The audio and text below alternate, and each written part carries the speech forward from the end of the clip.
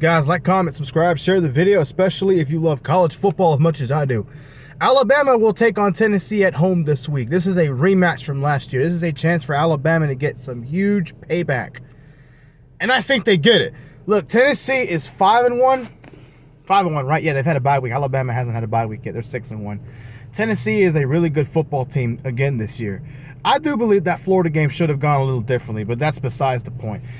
Tennessee's defense still gives up a lot of big plays through the air. Two good quarterbacks. They're a physical team up front like they've always been. Their offense really relies on running the football, their running game. They had over 200 rushing yards against Texas A&M, who has a really good defensive front. Alabama could not run the ball against Texas A&M. You could look at that, but you also got to consider the fact that Alabama had to go to A&M to play them. Tennessee played that same team at home and struggled to beat them. They were not good on going for it on fourth down. Some dumb coaching decisions in that game. Milton, the quarterback for Tennessee, he did turn the ball over. He's had quite a few turnovers this year and overthrown passes, especially against Florida. That's part of why they lost that game. And I think that's a big part of why they will lose this game. The last time Tennessee lost at Florida, it was a hostile environment. Florida was an underdog, and they got their butts handed to them pretty badly.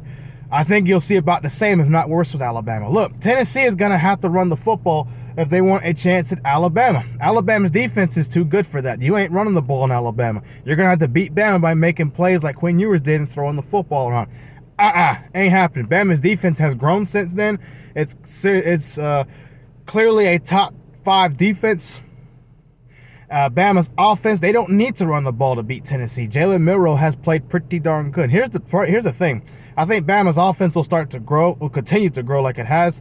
So you'll be able to rely on your running backs plus Milroe to be a factor in the running game, just to give Tennessee's defense, who is very physical and aggressive, something to think about. They also get a lot of penalties. I think that'll help Alabama. And again, this is going to be a hostile environment. The crowd's going to be lit. Alabama's going to show up ready to play, just like Tennessee. But I think the crowd noise, I think Tennessee's inability to run the football, Bama's defense, who loves to force turnovers, wins this game by at least 10 points, maybe even 17 points. As far as a score, I got Alabama. I think Bama wins this game 31-17. Tennessee might get a garbage time touchdown and make it look a little bit closer to what it should have been, but I think Bama should win this game without any problems. Unless Milroe has a bad day throwing the football, but he might have already had that against Texas. Yes, he did throw a pick against Ole Miss. Yes, threw one against Texas A&M, but the good he brings, his mobility, his overall decision-making, improving decision-making, his patience in the pocket, and being clutch when he needs to, outweigh the negative that has come with it. So, heck yeah, let's go. Roll Tide, baby.